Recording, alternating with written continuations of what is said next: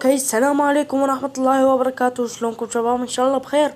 وياكم علي من قناة اليميان. رجعت لكم في مقطع جديد، وهذا المقطع جايب لكم شلون توخر علامة الموبيزين من برنامج التصوير.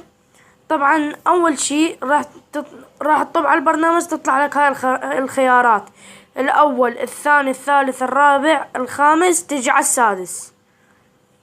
باعوا تدوس الأيقونة يخلي علامة برنامج الموبيزين طالعة، توخرها يخليها ما تطلع، فهذا شي حلو. وطبعا اكو من بعد ميزات اذا تريدون. هنا يعني شي يقول لك يحسب من الواحد للثلاثة البرنامج وبعدين يبدأ التصوير. اما هنا من الواحد للخمسة ومن الواحد للعشرة، حدها للعشرة.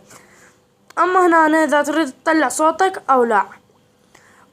اما الاولى يطلع لك الدقة مال الفيديو. هنا اذا يطلع لك بس 3 خيارات حط على 480. هنا اذا يطلع لك ذني بس اذن الخيارات تحطها على 12.om ما ادري 0 تحطها على ذني. اما الاخيرة عوفها على حالها.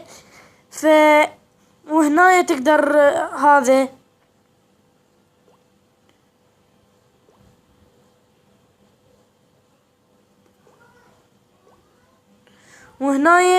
تقدر تتحكم تحط صورة او لا. شوفوا هذا او هذا، تقدر تحطهن اثنيناتهن، وتقدر تكبر بيها وتصغر.